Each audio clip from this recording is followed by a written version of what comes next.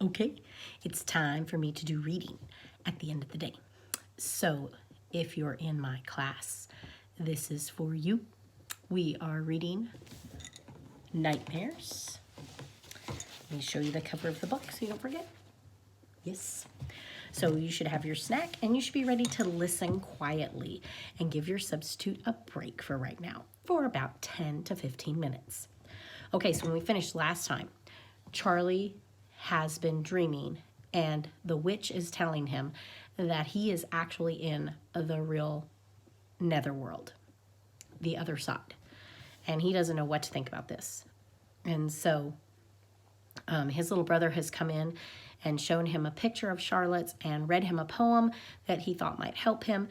And Charlie just cannot quit thinking about all the stuff with the witch. So we're going to find out what's going to happen with Jack, his little brother, and himself, and this witch and her cat Agatha that she keeps dreaming about. As soon as his brother was gone, Charlie did the only thing he could do. If the boxes weren't able to keep the witch out of his room, he'd just have to hide. Then he closed his eyes. He lost the will to fight. He just waited for the nightmares to begin. But for those first night in ages, sleep simply refused to come. Charlie listened in the dark as his brother brushed his teeth and was tucked into bed by Charlotte. Then the faint creaking of hinges reached Charlie's ears. He pulled his knees to his chest and held his breath, waiting to see what would happen next. A floorboard groaned. A stair creaked. Someone or something was creeping down the wood floor on the second hallway. Charlie pushed himself hard. He wasn't asleep. For a moment, he was too terrified to move. As the footsteps drew closer, he realized there had to be more than one person outside his room. This is so exciting. It was the witch's cat. We're on the other side. Charlie pinched himself again, this time hard enough to leave no doubt. The witch had come while he was still 100% awake. He heard his bedroom door open. Well, where is he? The cat asked. Shall I check the closet? Oh, there's no time for a scavenger hunt. The witch answered. Come along, Agatha. Let's go ahead. And Plan B should be put into action. Agatha. The cat's name was Agatha. The intruder's steps grew quieter as they retreated. Then Charlie heard the sound of whispering in the hallway. He climbed out of his box and tiptoed to the door, pressing his ear against it, trying to hear. I'm so glad it's Plan B. I'm absolutely famished, purred the cat. Should we see if the neighbors have any pets? A poodle would make a wonderful appetizer. Something worse than fear made Charlie rush to the hall. He found the witch with her hand on Jack's doorknob. What are you doing? He asked. Then the horror crept over him like a million millipedes. The other kid, the one the witch said would be easy to catch, was Charlie's little brother. Oh, look who it is, the witch said as she opened Jack's door. It's Mr. All I want is to be left alone. Wait, Charlie whispered. The witch pulled the door closed. What? She demanded. Charlie could see himself in her eyes, looking small and frightened. He stood up straight and stuck out his chin. You can't eat Jack. What do you care if we eat the boy? The witch asked. You don't like him much. He's always taking your stuff and embarrassing you in front of your friends. And what kind of dork wears a Captain America costume to school anyway? Charlie took a step toward the witch. As bad as the situation was, he wouldn't let anyone else call Jack a dork. He is not a dork. He's just a kid. He may be a little weird, but he is still my brother. You say brother, the cat said, batting her fangs. I say delicious. Suddenly an idea popped into Charlie's head. If I go with you now, will you promise to leave Jack alone? The witch regarded him through narrowed eyes. You'll get in the cage? She asked skeptically. Yes, Charlie said. You're ready to leave the waking world forever? Yes. Hearing the answer chilled Charlie to the bone. He could feel goosebumps breaking out all over his body. Agatha stood on her hind legs and whispered in the witch's ear. Agatha doesn't want to go hungry tonight, the witch said. After we put you in the cage, will you give her a few of your toes? Charlie gulped. Do I really have a choice? No, the witch answered.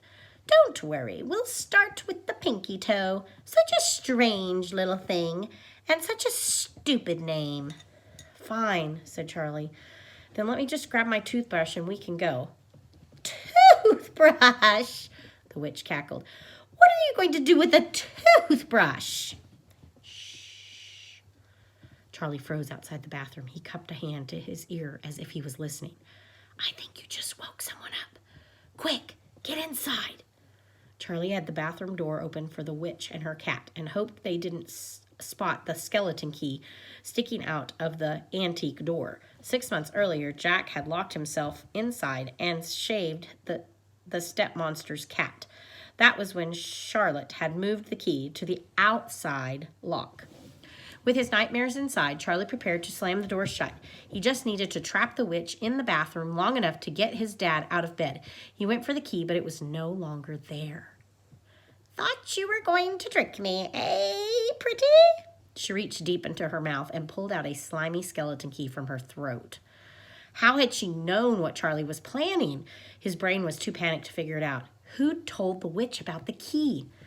No more deals, Charlie Laird. We're taking the boy, and when he's nothing but bones, we'll come back to get you.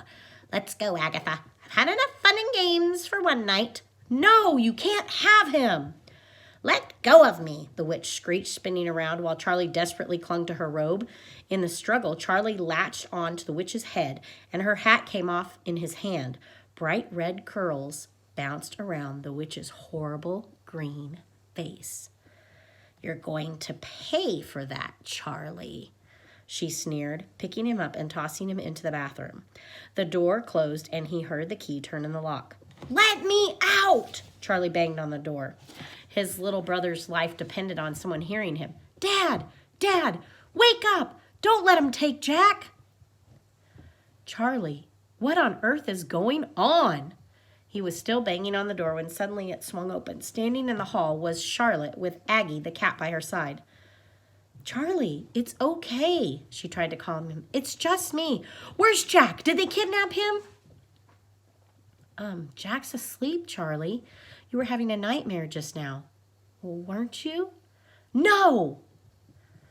Then what are you doing? Charlotte asked. That witch locked me in the bathroom. She said she was going to eat Jack.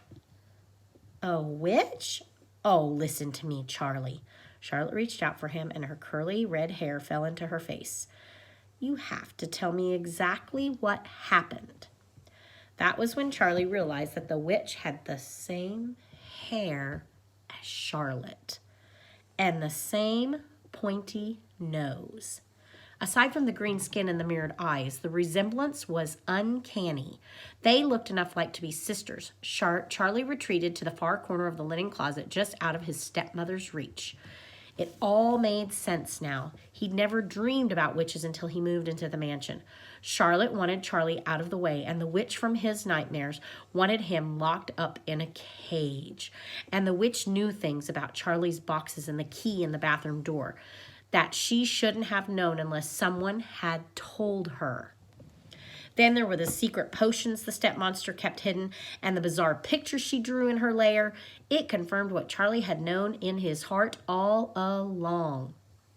Charlotte DeChant wasn't who she claimed to be. She looked like a witch.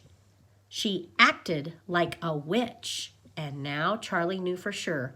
Charlotte DeChant was a witch. Get away from me, Charlie gasped. He pushed her back, scrambled out of the closet, and sprinted down the hallway. When he reached Jack's door, he paused to check over his shoulder. The stepmonster was still standing in the dimly lit corridor.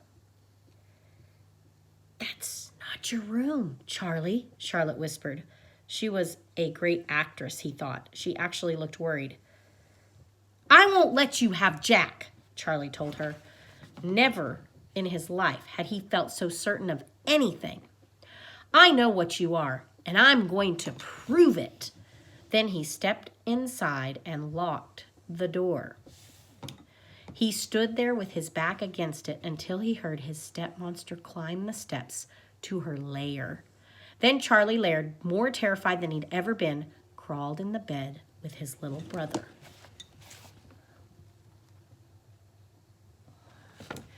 So that's pretty creepy so far. The stepmonster is a witch? Charlie's eyes followed Charlotte as she cooked breakfast for the second day in a row. He had so many questions and he was dying for answers. Was she from the world of the netherworld? Why would a witch want to marry his dad? Was that her real face or was it just a disguise? Did she ride a broomstick? Did she like to eat kids? Charlotte spun around with 2 plates in her hands. For a moment their eyes met and Charlie saw it. Charlotte's skin was a little bit paler than usual, and her hair hadn't been tamed. It looked like she hadn't slept a wink. Charlotte DeChant was worried. She should be, Charlie thought. He hadn't whispered a word to anyone, not yet, without solid proof.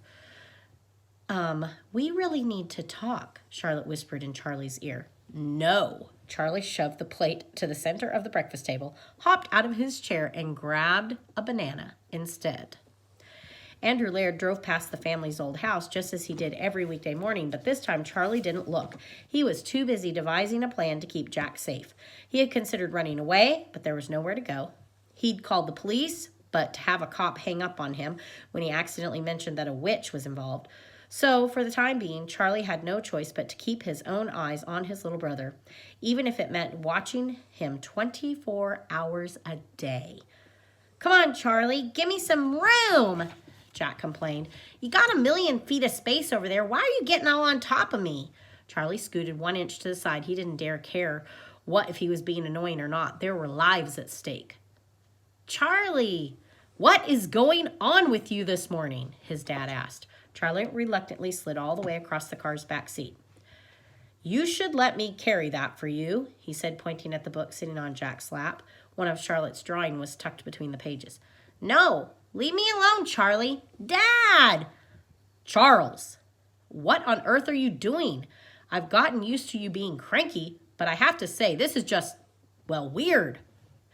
Charlie looked out the window. He'd spent most of the night in his brother's room. At first, Jack had been happy to see him, but then Charlie had insisted on taking the chair next to Jack at breakfast. Later, he had guarded his brother's door while Jack got dressed. For a while, Jack had thought it was all a big joke, but by the time the 2 brothers set off for school, he was starting to seem a little bit scared.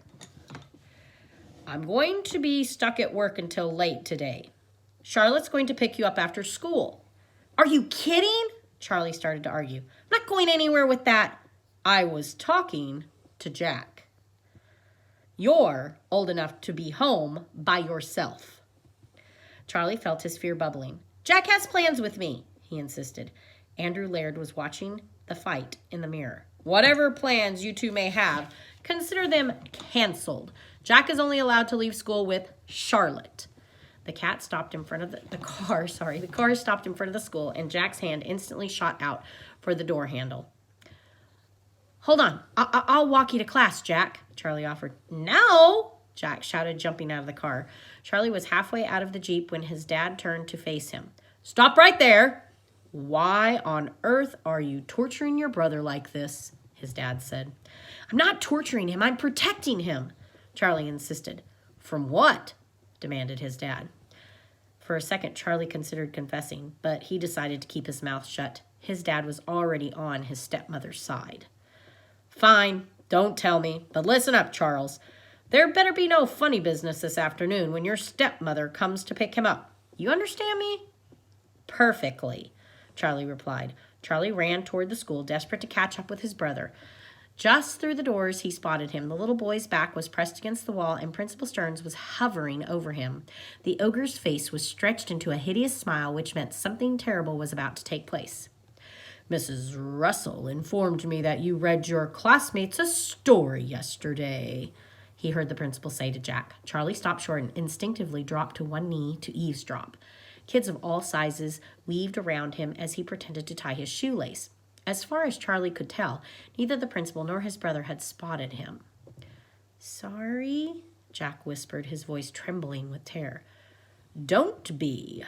The principal's laugh was as loud as thunder. "I've heard that story was a big success. Your stepmother wrote it? Is that correct?" Charlie raised his head. He couldn't resist sneaking a peek. "Yes. She can draw really well, too." "How wonderful," the principal replied. "Did you happen to bring any more of her stories with you to school today? Do you think I could take a look?"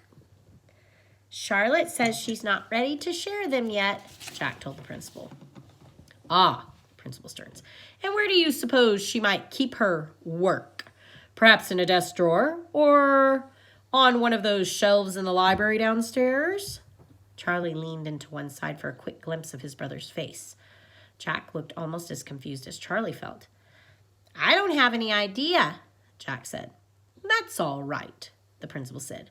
"Can you tell me what she's been writing about?" The principal was busy being nosy. It was time for a conversation to come to an end, Charlie decided. Whatever the man was up to, no good could come from it. Charlie should never have let the ogre get so close to his brother. He stood up and pushed his way through the crowd.